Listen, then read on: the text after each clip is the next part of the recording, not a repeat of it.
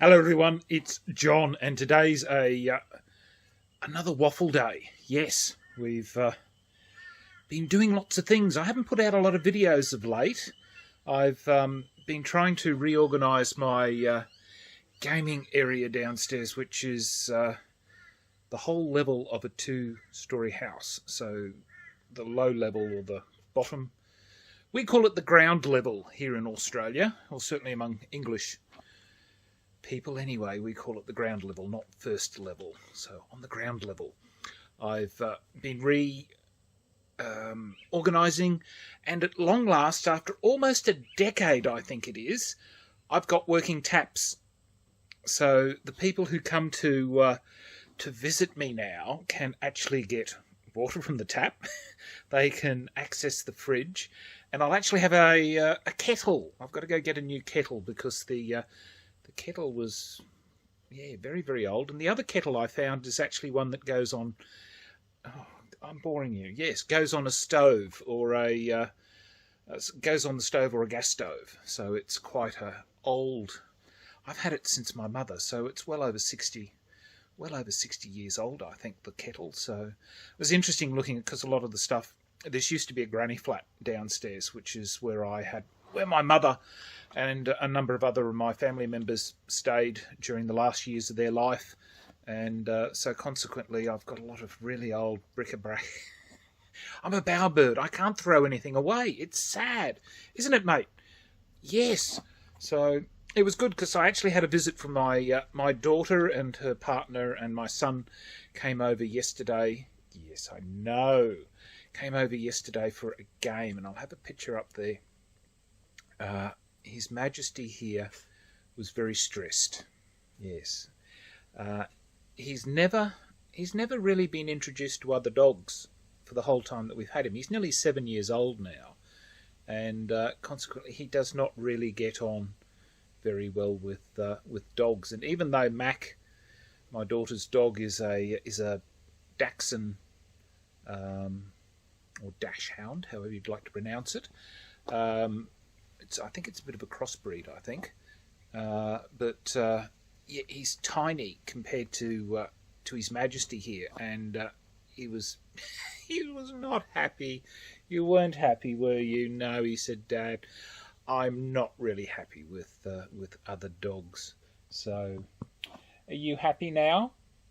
Yes. As soon as all the dogs go, I have almost a permanent shadow with his lordship here. He hangs on to me like it's grim death.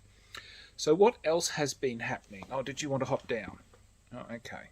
I'm just worried he's going to knock the camera. But look, what I did have was my friend Paul, who has a laser cutting business, brought round to me because he's, I guess you can call him like flat pack, but he's done a cottage, and this is the end product. So I had a lot of fun putting this together because we were trying to work out how to, well, Paul was mainly asking me, I think, for my limited advice in this area. Oh my goodness, what are you doing? Oh, he's finally gone. Yes, was looking at the how best to make use of the number of boards, how many sheets, and how to keep it nice and light. So that's the, as you can see, that's the inside, and they're built for 25-30 mil figures, and this is a very nice building actually. So I'm quite happy to have had a chance to, and of course the roof comes off so that you can move your figures in and out, and it's made out of, I think it's 6 mil MDF, and the door is thickened card, which is what this white outer lay is. So, and there's a little thing there that you can actually, if I can get it, no, can I get it out? It doesn't want to come out.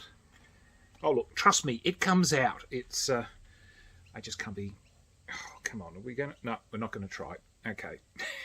But look, I'll have a link for Paul's business, and he's done some really, really good work. He's an engineer by trade, and as I can say, he's really good at what he does. So, yeah, really, really nice. So I was pleased putting that together. That cheered me up when I was looking for, I guess, something to do to take my mind off too many things that distress me these days. I had doctor's appointments during the week, and sadly our public health system is taking a bit of a knock at the moment. So there's a lot of changes, and when you get used to a service that's been provided fairly consistently for the last, well, for me, nearly 20 years, to have, I guess, changes made purely because the government mismanages money and can't do things properly is really, really annoying.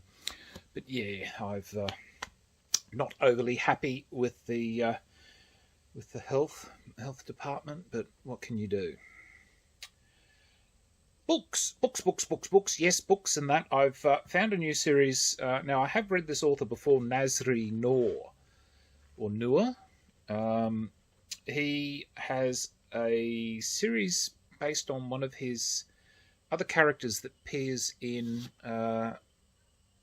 another one of his series that he's written, called it's called the Vampire Vigilante series.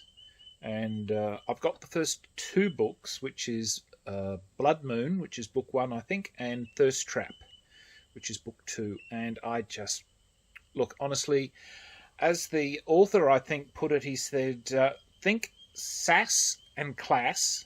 Oh, sass and class. Sorry, my English. While kicking ass. Which is strange because I tend to A's go to R's. So think sass and class while kicking ass. That sounds better. Yes. So that's how I'd say it. But yeah, look, they're a really, really good series if you like same-sex vampires. Yeah, it's interesting. But that's sort of the genre. Even with Anne Rice's characters, they tended to be, I guess, more bisexual rather than just homo or monosexual, if you'd like to call it that, or one sex. But look, I really, really did enjoy it. I've got the books as well, or the ebooks as well as the audio.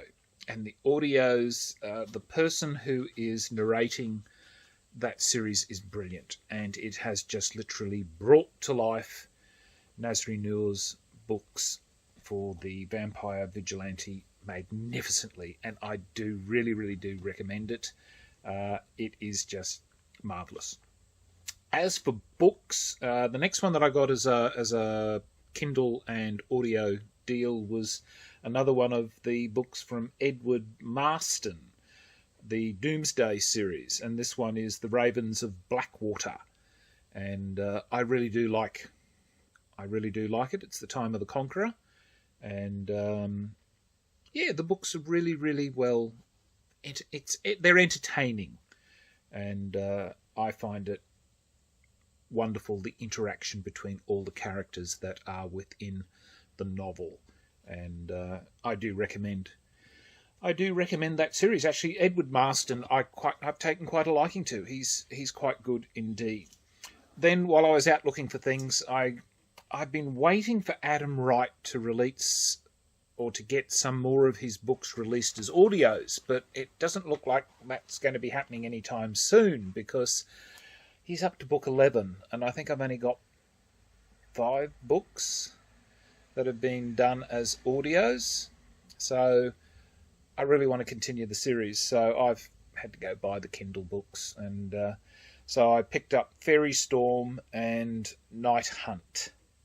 So I'm hoping that they will be as good as all the others. I quite like the stories, and certainly the narrator for the first books that I have has done a really good job with bringing the books to life.